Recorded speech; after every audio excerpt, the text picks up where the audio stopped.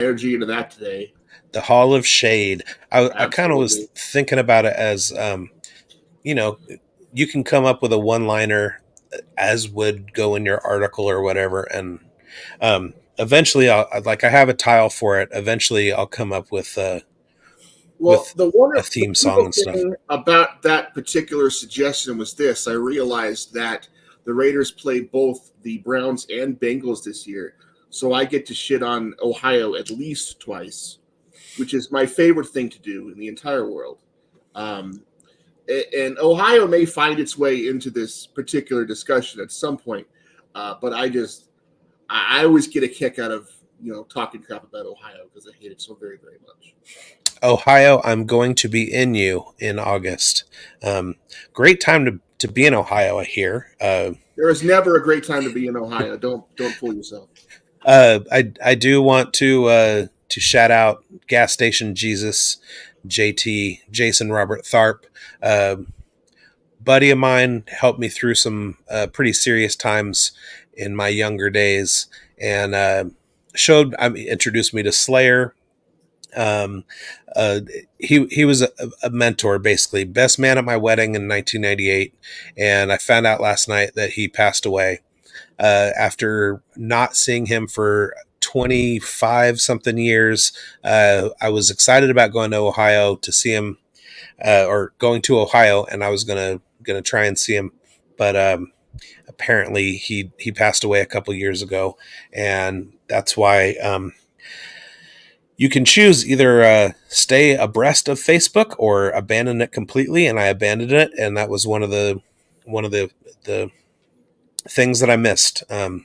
So shout out JT. He was following my Raiders blog when I was with Page One.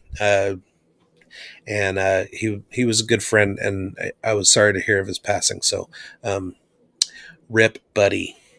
Um, with that, we are started, and I can go ahead and hit this intro when I get to it. Here we go.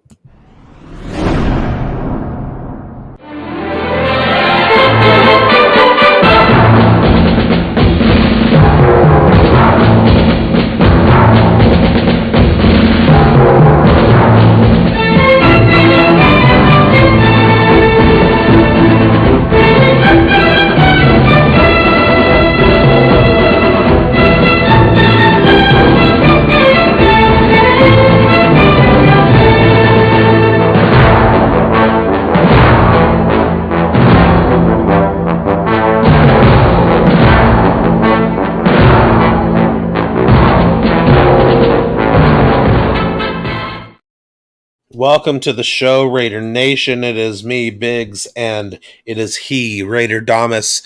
We are with you, Raiders Uncovered. We are in the middle of OTAs, and go ahead, sit back, pop yourself some corns, grab yourself a beverage, preferably a frosty one, because today you will experience sweat squared, according to my app. It's 8 o'clock in the evening. It's 94 degrees here in Davis, California. My favorite thing when I looked at my weather app today, um, it said hotter than the devil's butthole. And I liked that a lot. I thought that was pretty funny. That's pretty hot. I don't know. I've never been there. I've never been in the butthole of the devil. Well, it's 56 degrees where I am in outer Montana, which is God damn it. unseasonably warm for June. I love that kind of weather. I miss it. All right, everybody. Welcome to the show. We have moved some things around. No, not just my background. Last week I was in Phoenix at my kids' house. The week before that, I had my green screen downstairs. The week before that, I had my green screen upstairs. So that's not what I'm talking about. I'm talking about a format. I have a format for the show that's in the works. Today is the debut of that. We've got actual sections of show to talk about. First thing I want to talk about is my tweet of the day. Not my tweet, but the tweet of the day, my favorite tweet that I saw today. And it goes a little something like this. Where did it go? Okay, here it is. It's from Field Yates. and it says 4-star running back Bo Jackson, whose real name is Lamar Jackson Jr., has committed to Ohio State. I hate everything about that. I don't want Lamar Jackson playing for them. I don't want Bo Jackson playing for them. I don't want Shirley Jackson playing for them. I don't want them to have any talent that they don't already have because they don't need it. No, but I mean, we did get some Tommy Eichenberg action out of it, which brings us to our OTAs discussion.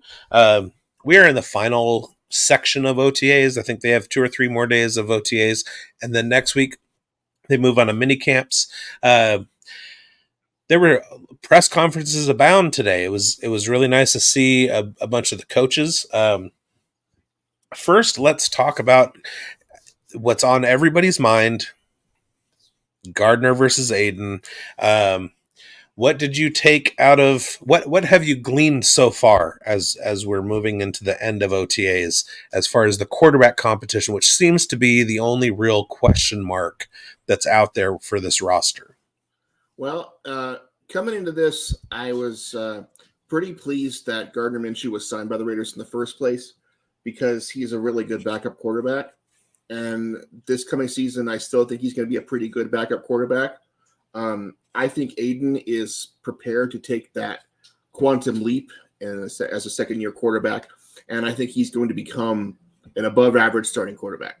I don't necessarily think he's going to be like top 8 or in that like elite level, but I think he's going to be pretty darn good. All the indications that we've heard about coming from training camp are that he's incredibly accurate. He's gotten a lot bigger. He's gotten stronger. He's gotten faster. He's just advanced at a quantum level from where he was physically last year. And his mastery of the offense, from a mental standpoint, is going to be pretty darn good.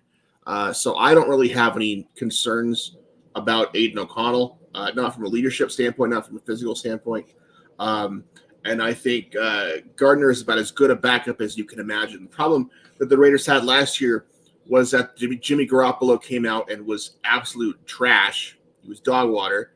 And the Raiders had a 4th-round rookie as a backup.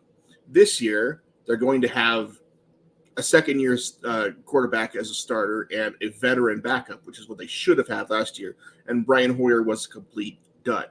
So And Stidham too. And well, Stidham the year before that was like okay.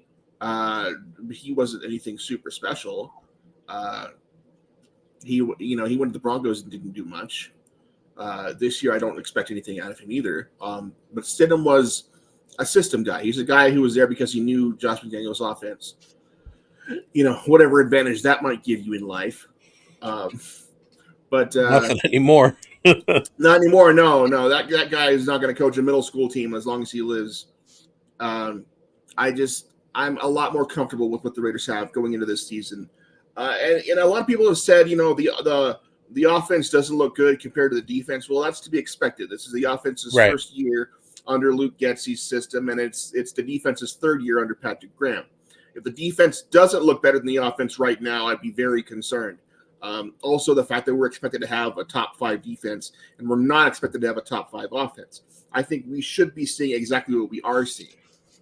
And Gardner Minshew addressed that in his press conference, saying that the defense was absolutely a few steps ahead of the offense, especially with installs. The offense is still learning a new offense, and where with most teams the defense doesn't really bring it, this Raiders defense is bringing it, and it surprised Minshew. He was kind of surprised by that. One of the things that I got. One of the reporters asked O'Connell about the power with which he's throwing and whether he worked on that, getting a little bit more power behind his throwing mechanics. And he said that he's been working on it. He's been working on his strength. What I really, really loved seeing last year, apart from his poise and his composure, which he's unflappable in the pocket, but he also doesn't ever seem phased at the podium. And as much as I love Derek Carr, he always kind of had this like air about him when he was doing press conferences that there was a level of insincerity, I felt like, and I don't get that from Aiden O'Connell. He's just humble and unflappable, and it's great to see. So he was talking about his development this year, the fact that he's coming from half of a season as as a starter during his rookie season, and then I saw and Minshew was talking about the fact that O'Connell is extremely accurate. So if your backup is saying that your starter is accurate, that's a good thing. And then I saw somebody tweet today some video of Minshew throwing the ball, and he just doesn't have a very strong arm. So accurate, strong, uh, poised. I mean, all signs point to Aiden O'Connell. Period. Yeah, at certain points in Carr's career during his press conferences, they sounded somewhat performative, like Yeah. he was cutting a promo as a pro wrestling character he was portraying. Like he had chosen to be this particular type of person, and he was going to give you a speech as that particular type of person.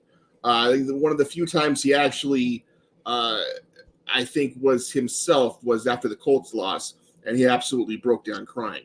I think Yeah. if he hadn't been playing a character, we would have saw that 5 or 6 more times in his career, because that man has been through some serious shit as a quarterback of the Oakland and Las Vegas Raiders. Perhaps if we'd seen that side of Derek Carr a little more, he'd still be around. I don't see that with Aiden O'Connell. His demeanor and his poise, as opposed to last year, is he might as well be in a different person on a different planet. I mean, Yep. he's come so far since last year; it's not even funny. So I'm pretty excited to see what we get from him. And in case you needed to know where I stand in this quarterback controversy, just look at I am the Emperor of Aiden Stan. Anyway, There you go. all right. Some other notes from the press conferences. Malcolm Kuntz was talked a pretty good game. Nothing real memorable.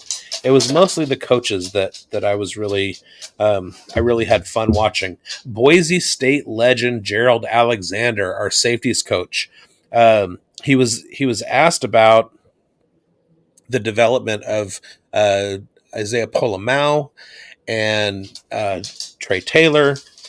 One of the things that he said that I really loved was everyone is developing regardless of their experience. So it doesn't matter if you're Marcus Epps and you have some years in the league. It doesn't matter if you're Trayvon Merrick and you have some years in the league. Trey Taylor, rookie, Isaiah Polamau, uh, second or third year. I want to say third year.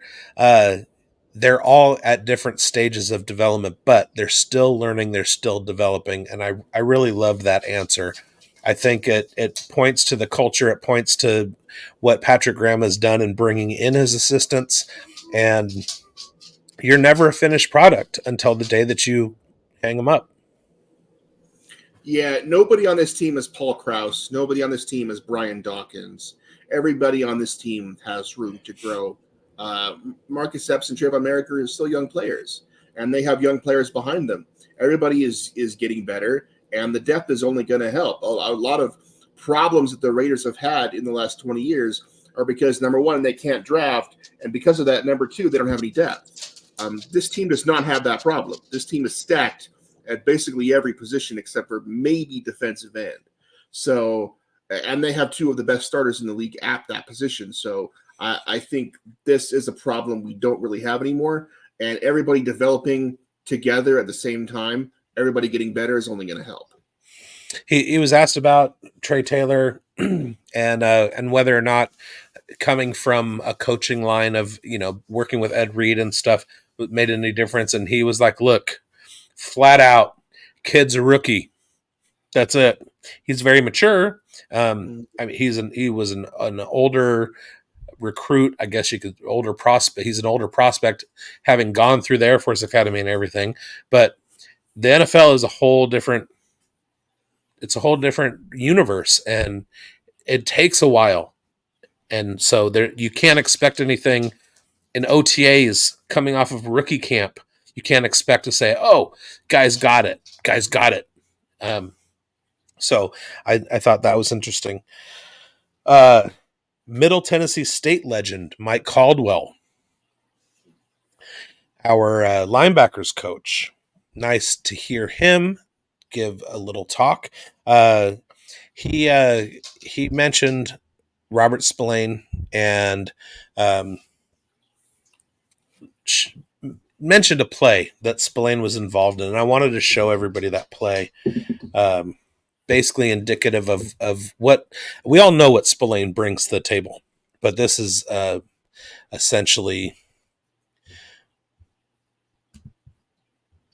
everything. Henry gets stonewalled.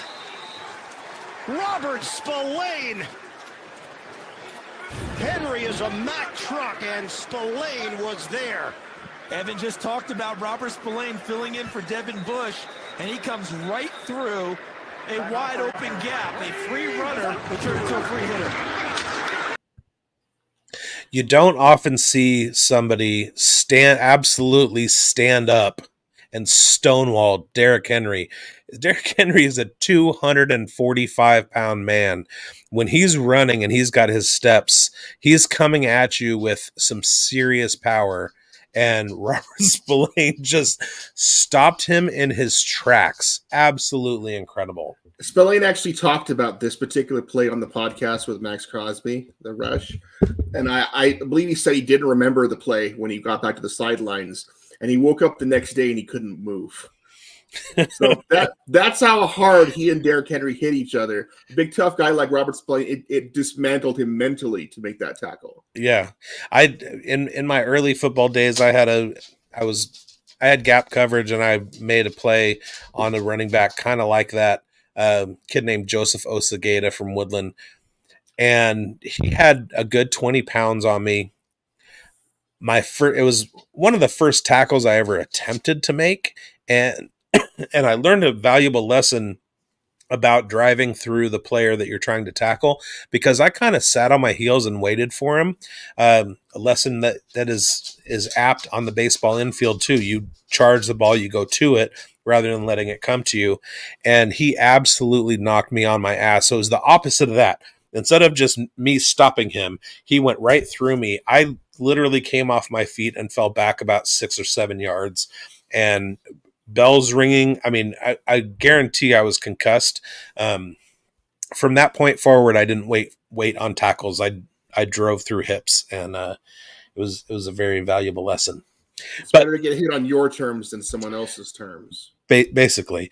So Mike Caldwell was talking about that. He also brought up Tommy Eichenberg and kind of highlighted the similarities between Eichenberg and Spillane, which we've all kind of seen coming, but it's good to have that validation where the coaching staff is talking about it in those same terms. I liked that. And then he was talking about Christian Wilkins and made a little funny aside about how he wished that Wilkins was part of the linebacker room, because he plays like a linebacker. That's not his position on the line, but he has the mentality, he has the leadership skills. So what I'm seeing is you have a guy like Max and a guy like Christian Wilkins on the defensive line, and Malcolm Kuntz too, because Patrick Graham talked about his leadership skills. You've got essentially coaches in every facet of that defense, from the interior line all the way back to the safeties. Guys teaching each other, guys coaching each other up, guys communicating, and it's scary. This Raiders defense is going to be scary. And not only that, the coaches themselves at every level have actually played football before. Right. Josh McDaniels never played a down of football. And I am not sure how much that matters to a pro guy, but if it were me, I wouldn't have quite as much respect for a guy who hasn't played as I would have for a guy who had played, because he knows what I'm going through. Where, not just a coach on the sideline with his headset on, looking at me, judging me, not having been in my shoes. I think it means a lot that Antonio Pierce has comprised a coaching staff full of guys who have played the game before. I think that will mean a lot to the team in the end. Yeah, they mentioned that too. Oakland Raiders legend Ricky Manning Jr. talked about the I loved his enthusiasm. Watching him, he loves the game of football. He loves being a coach. He loves everything about it. That energy was rubbing off on me just watching him talk in the press conference. He was just fucking jazzed about everything that he was talking about. The main thing that I kind of focused in on was he was talking about Jacorian Bennett. Now, again, we're talking about a cornerback who was a rookie last year. He played limited snaps. He wasn't on the field all the time. We're in OTAs. And according to Oakland Raiders legend Ricky Manning, Fresno legend Ricky Manning, Jacorian Bennett is ready. At the same time, they asked him about Sauce Gardner, implying that Jacorian Bennett was close to that level. I don't know, but Jacorian Bennett is ready to step on the field, be a starter, be a CB1 day one. Let's go. Yeah, I'm certainly hoping so. The Raiders have a lot of cap space right now, and they could very well go out and sign an excellent cornerback, likes of Xavier Howard or Stephon Gilmore, or even someone like Steven Nelson. But if Jacorian Bennett steps up, then they don't have to do that. They can sign someone else, or they can simply let that cap space roll over to next year when they have a lot of guys to extend. They have a lot of guys to sign. If they lose them, they can sign free agents to fill those gaps. Jacorian Bennett's development will help the Raiders in a number of ways. Jack Jones, I think, is entrenched as that number one guy, but if teams aren't going to be picking on him so much if he keeps making those ridiculous plays like he did against the Chiefs and Chargers, which means you're going to be going to the other side of the field. We're used to seeing that. Nnamdi Asomugha was on the left side for, a decade, and no one ever threw at him because he was too good. So we had to have a good number two on the other side, and we often didn't. We had the Stanford Routs of the world over there.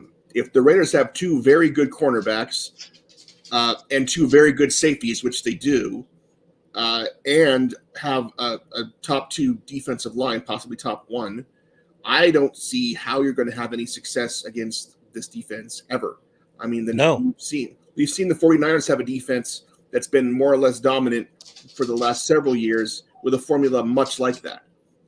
And skill players on the back end, which aren't as good as what the Raiders have right now.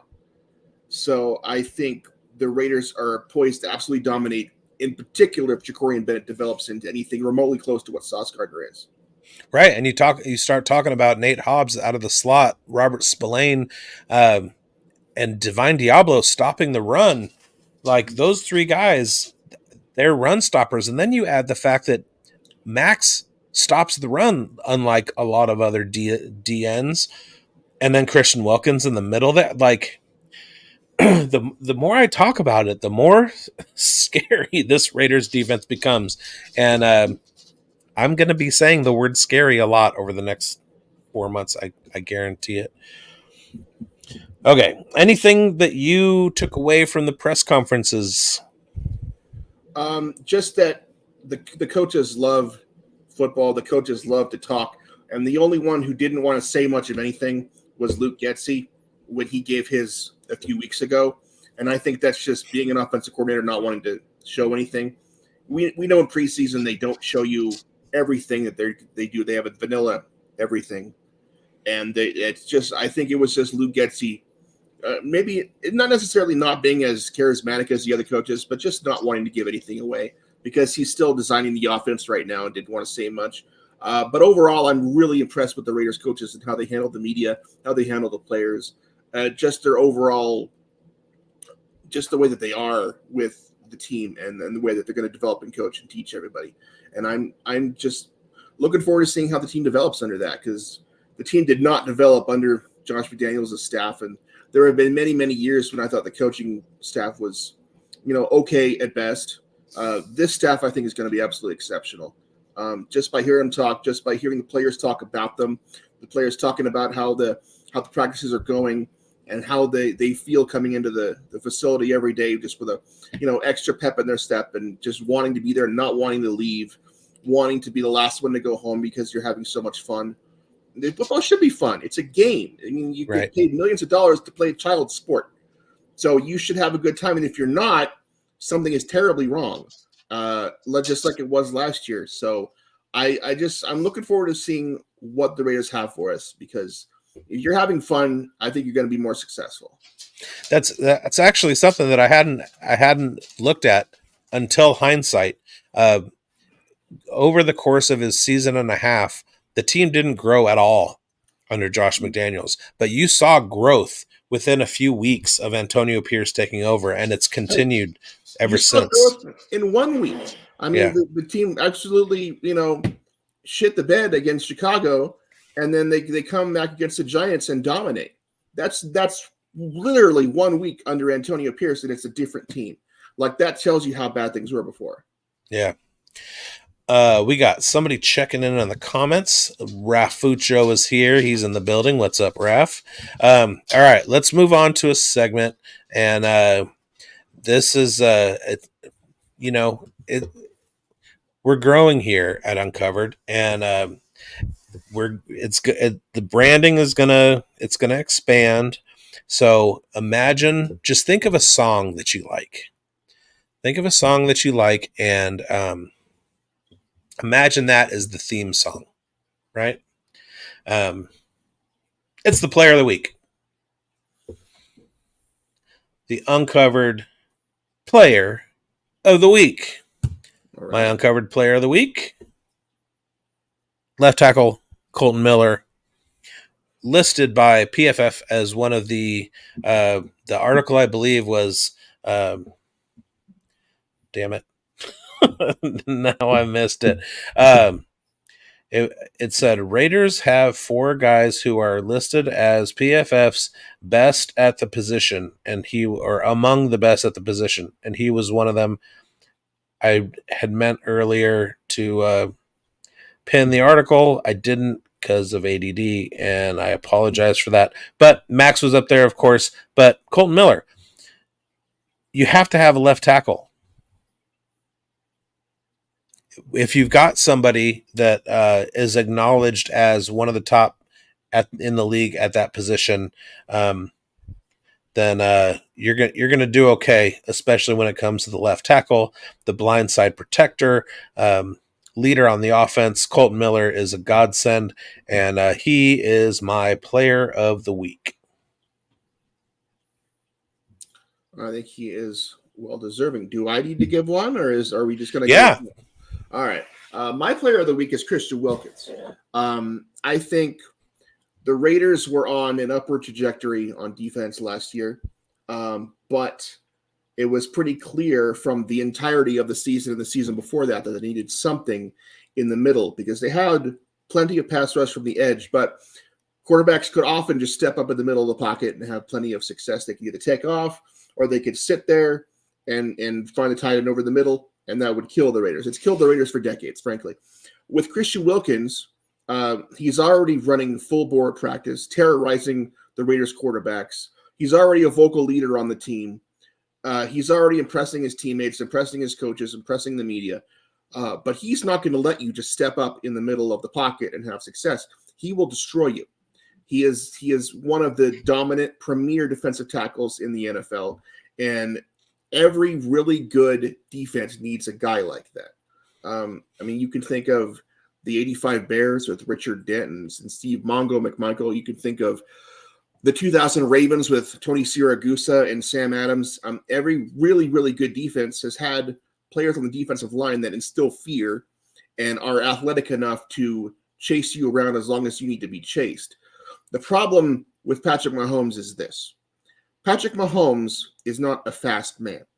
Patrick Mahomes is just slightly faster than whoever's chasing him. Except Max. Except Max sometimes, but generally he is just very slightly faster than the person chasing him. And that is the most annoying thing I've ever experienced as a football fan. He's slippery. Is watching Patrick Mahomes get away with it over and over and over again. Well, that day has come to an end. Christian Wilkins is going to bring him down I'm going to bet. I'm going to put the over under at 4.5 sacks that Wilkins has on Mahomes alone next season. That's how 6 good was the number that was in my head. that Christian Wilkins is that good. And so he's my player of the week. He's going to make all the difference in the world. All right. So that's basically the player of the week. It won't mean anything until the season starts. For now, we're just gonna like pick a guy we like, talk about him. So spoiler alert: next week my guy's gonna be Max Crosby. I don't know. I don't know. This just came over the wire.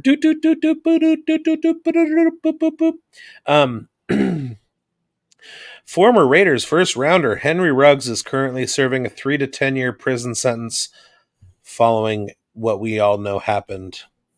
He is currently a trustee, having, quote, limited potential to misbehave and represents a low risk to escape while assigned to employment within the community. He is part of a crew of 4 inmates that have been assigned to the Nevada governor's mansion, presumably for yard work, etc.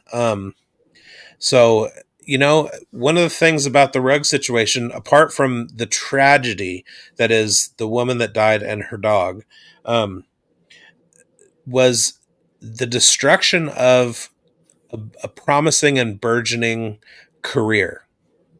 The potential, the dominoes that had been laid out for Ruggs to knock down, that was what got me almost as much as the woman and her dog. Was just all of that just disappearing after a bad drunken decision, which there are no good decisions when you're drunk.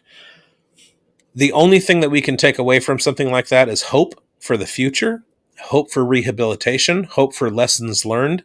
And if Henry Ruggs is towing the line, doing the right thing to the point where he's now a trustee and got an assignment for the governor's mansion, I think, given everything, that's about the best that we can hope for.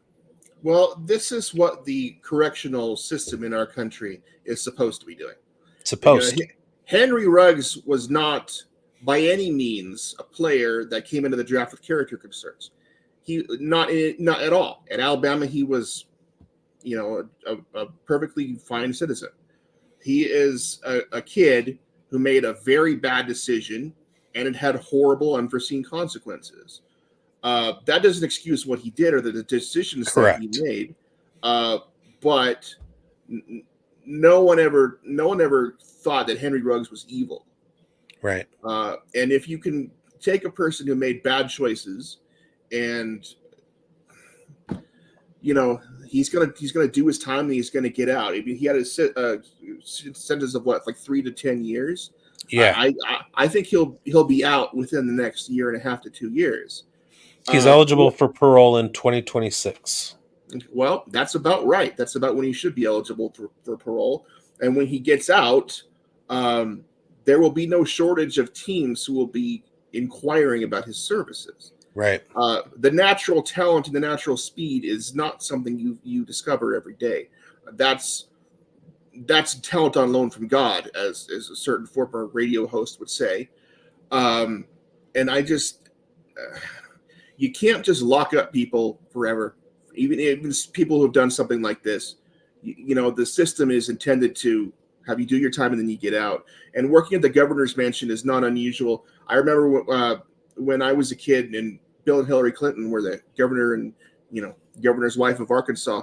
One of the perks they had was, prisoners from the Little Rock prison came and worked at the governor's mansion pretty much the entire time when they were there. That's one of the things you have as a governor is free labor in the form of prisoners coming and doing your yard work. That's a normal thing in this country. And free boots if you want them. Free whatever you want as the governor, and free labor is a big part of it. So, I mean, we're going to, people might not like this, but come 2028, Henry Ruggs could very well be back in the NFL. I wouldn't be surprised by that one bit. Sure. And with the idea of the corrections system intending to rehabilitate people. We can't cancel people altogether either. There has to be room for people to to make amends, to atone for their mistakes. Um, and Henry Ruggs, as horrific as what happened is, he does have an opportunity to absolutely atone, and it could turn into a somewhat feel good story. It's not the same as Mike Vick. And Mike Vick got another chance, and Mike Vick came back to glory from the depths of his bad decisions. I would have to say that Mike Vick's stuff was criminal, and Ruggs's wasn't criminal in terms of the idea of criminality being a type of behavior. Ruggs was just being stupid, and somebody who's sober that creates a criminal enterprise, it's a whole different level than somebody that gets drunk and drives too fast. Well, Totally. if you think of a concept of evil, some of the things Michael Vick did were pure evil.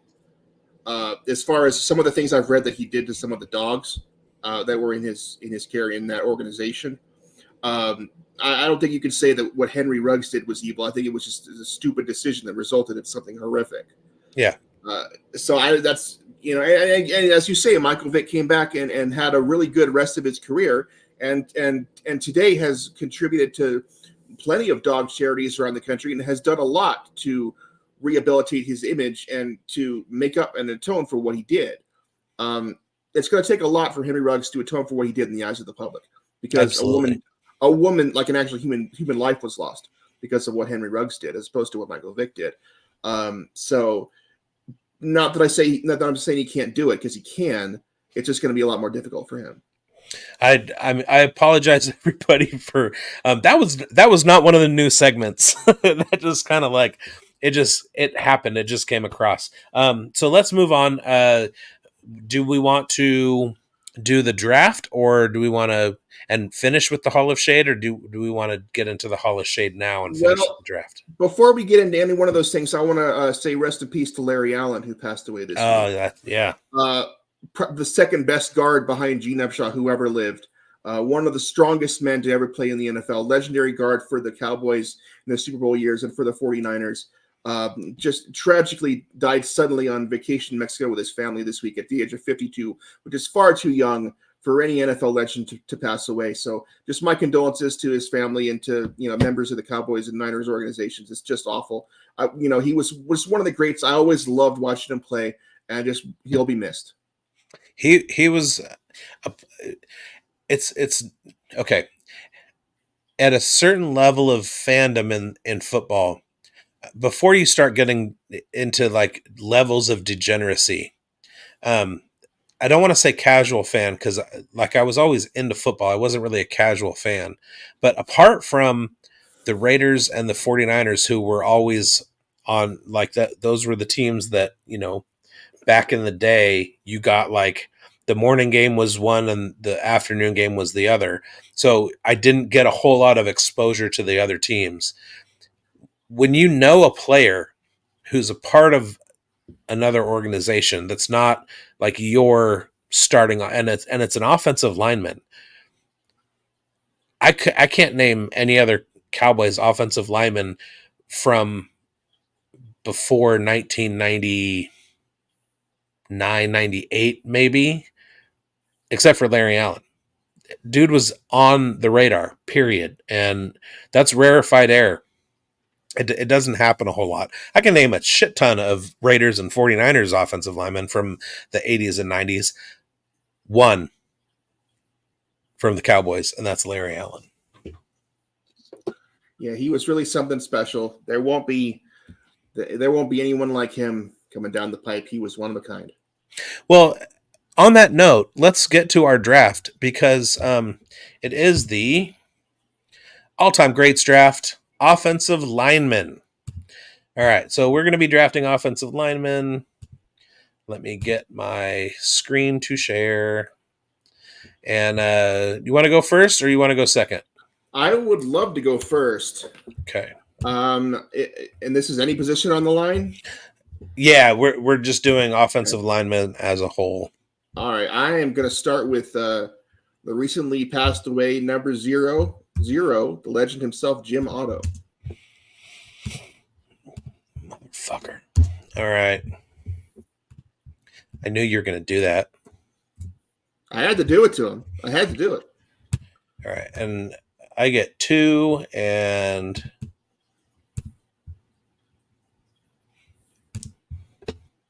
let's see if I can get this up.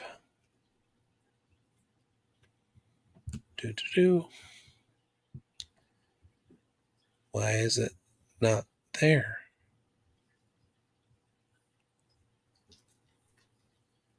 Dead air, dead air, dead air, dead air, dead air, dead air, dead air. Did you have a chart you were going by here? Yeah.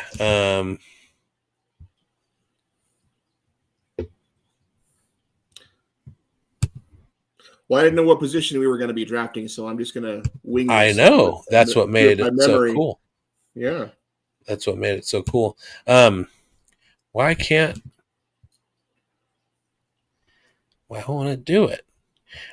All right, let's do it this way. Okay. All right. So you took Jim Otto with your first. We're just gonna do 4. I am going to go, since I have 2 in a row. The first one I'm gonna go with is Art Shell. Okay.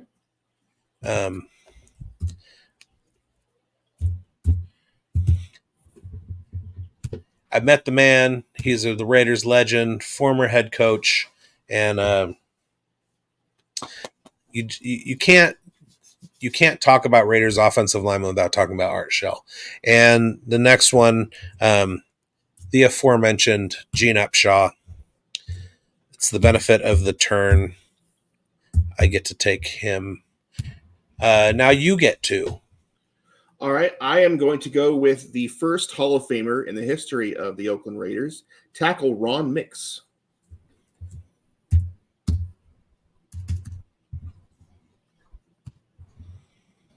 All righty.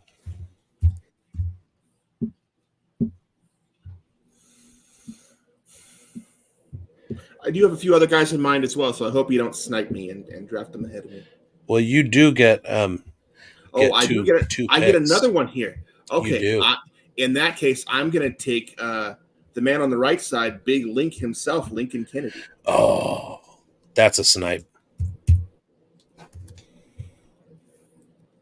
You sniped me. Haha. Wow. All right, then. That how means the I made a good turntables. choice. All right. I'm going Wiz. Big Wisniewski. Okay. I'm going to go with Stefan, but I should I should go with both. And then my last pick, because let's just do 4 rounds for each. This is where I'm going off the board with this one. Not going to be on a whole lot of draft lists, but I'm going to go with where to go.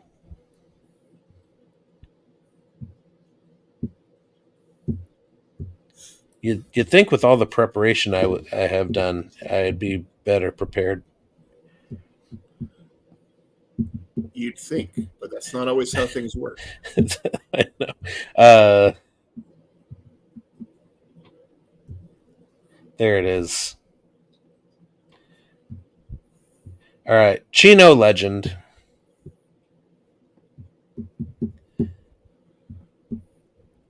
And UC Davis legend. Brad, I guess Upland, California. Upland legend and UC Davis legend, Brad Leckerkirker. All right. For my last pick, I am going to go with one of the best centers of the last 20 years, Rodney Hudson, Florida State legend. Yeah, I was going for the homer pick, but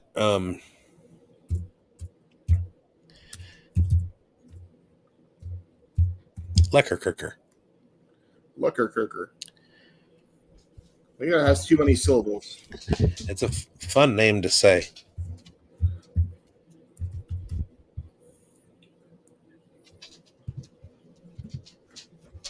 Rodney Hudson.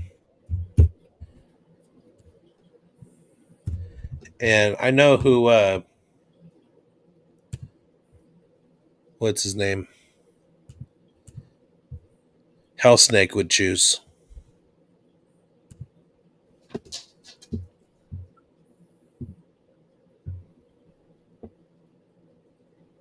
Who do you figure he would pick?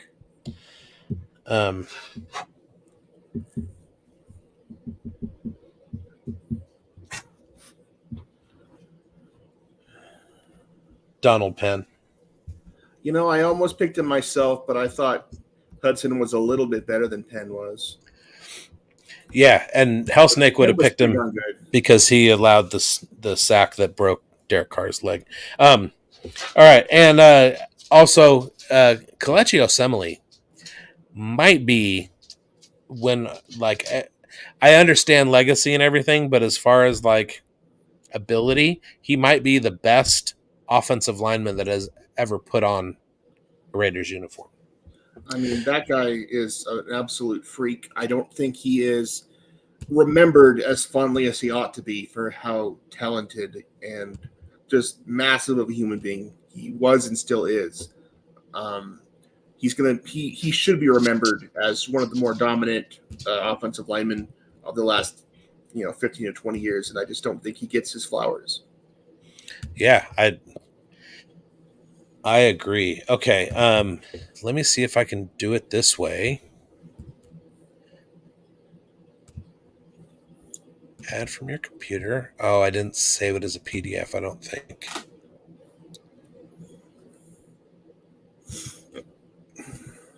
And I'm not going to be able to find it anyway.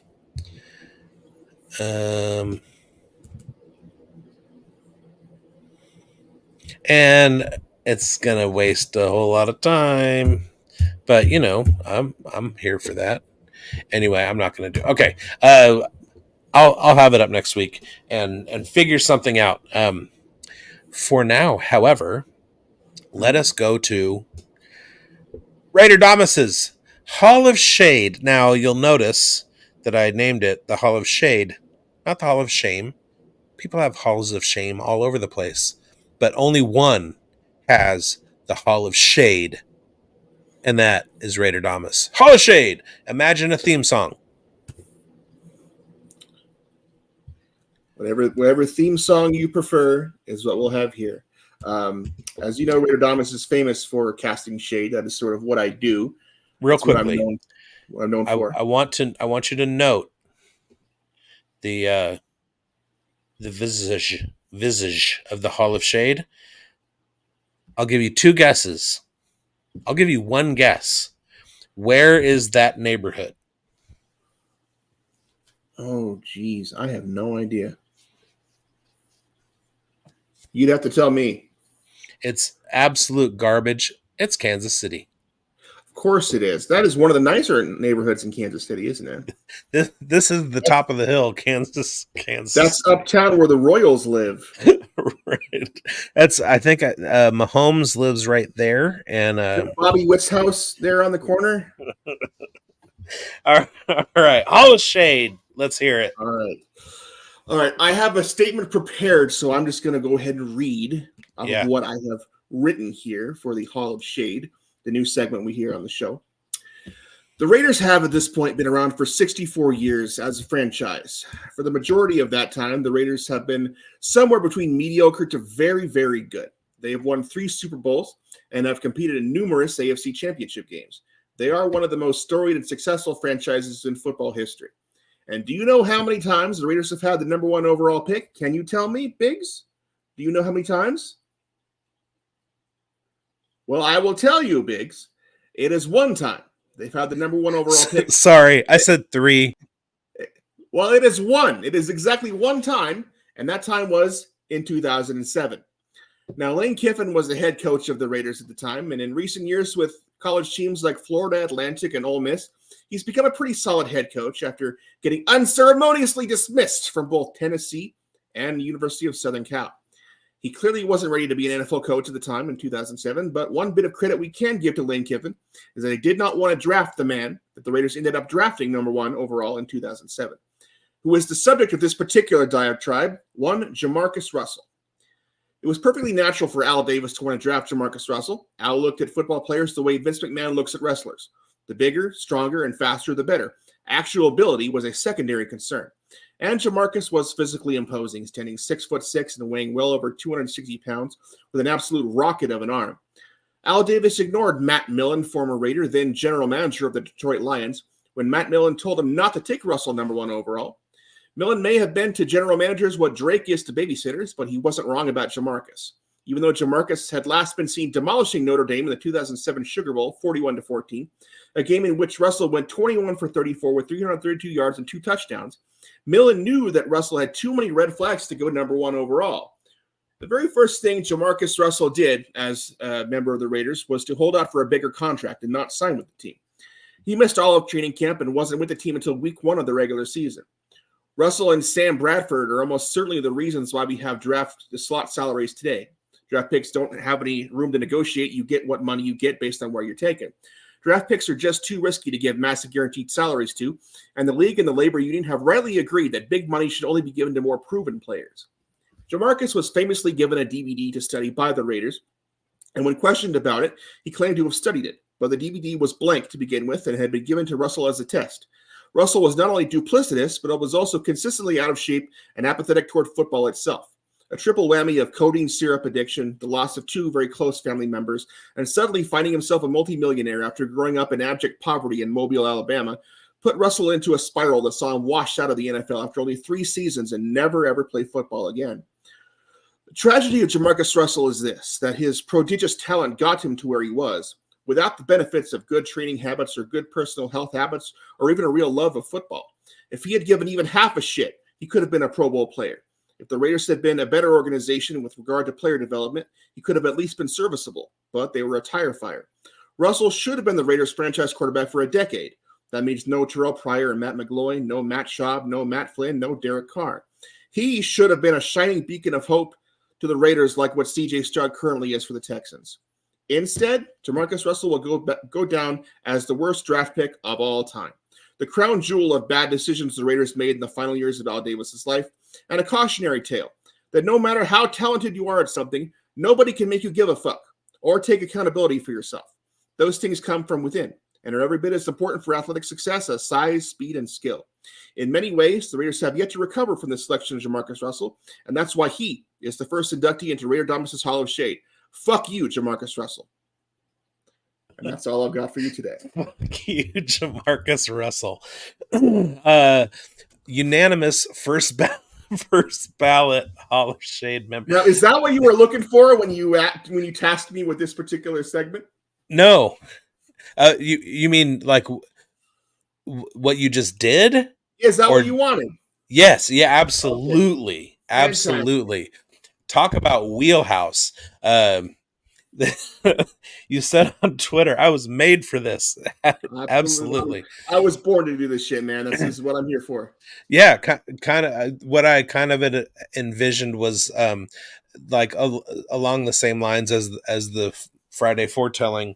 And, I think for most people, it might be difficult to write 800 to 900 words on why you hate somebody, but not me. Not me. I'm a professional. This is what I do. Absolutely. And, the only quibble that I have with any of that was you pronounced Joe Walrus incorrectly. Well, I'm already putting the man in the Hall of Shade. I don't need to pronounce his name anywhere, anything but what his mother named him. Sure. I get it. All right. That was beautiful. And expect that every week. The Hall of Shade. Let's Just promethazine. um, we'll go ahead. I'll over the next week. I'll work on a graphic, and then you can start sending me like it doesn't have to be a player. It can be a neighborhood in Kansas City. It can be an event, whatever. And I'll go ahead and create something so that we start compiling a list of the Hall of Shade. And other than that, thank you guys for watching. Go ahead and go to Underdog. Go play some fantasy over at Underdog. Win yourself some money. And if you use Undroppable as the code, they will match you for a first-time deposit up to $100. You put in $100, they'll give you $100, including from $10. Then you get 10 more. So you can start with 20 or you can start with 200. I started with 200. I won a bunch of money. When I was down in Phoenix, I ran into like a little bit of a budget crisis. It wasn't essentially what happened was my budget looked smaller than what I had originally intended. What I didn't think about was it was all of the holds that the gas stations were putting on my card. So I thought I had like $150 less than, and I was supposed to go out, eat food, all that stuff. Right. So I immediately went to Underdog and put in a props bet. They have a flexible betting system where you can make 3 props bets or 5 props bets or 7 props bets, and not all of them have to hit and you still win. So I put in 3 and I stood to win $210 on my $55 bet if all 3 hit. All 3 hit. I won 65 back. I hit the wrong button. Pitcher for the Red Sox. I had him at over 7.5 strikeouts. Or no, completing 18 outs. The line was 17.5. And I was like, he's easily going to pitch 6 innings. But I hit the lower. So when he finished his 6th inning and got to his 18th out, I lost. Gotta be more careful. Gotta be more careful. But go to Underdog Fantasy, play. It's fun to play. I had a blast playing. Sometimes even when you lose, it's fun. That was one of those times that even though I lost, it was fun. And Undroppables Underdog is a great sponsor of the Undroppables. Thank you guys for liking, subscribing, sharing, clicking the bell, jumping in the comments. We had Raph this week. We had Frozen Fur, who just said salad. Okay. Frozen for real. And anything you want to part with, Tyler? I think doesn't like mini camp start for like next week? Next week. So more Raider stuff coming. Yes. So because of the Tuesday schedule, which will make sense during the season, we're missing this week of OTAs, so we will have OTAs news, end of OTAs news next Tuesday. It'll be the beginning of minicamp. After minicamp, there's nothing until training camp. So that's one of the reasons why I tried to come up with a bunch of segments to kind of get our blood flowing while we're here. Because when there's not news happening, you have to make news happen. And I don't want to be a clickbait machine. Don't look at the title. And God damn it, Giants. All right. Thank you guys for watching. We'll see you next Tuesday. Fuck the Broncos and Jamarcus Russell. Fuck the Chiefs. Good night, everybody. Night.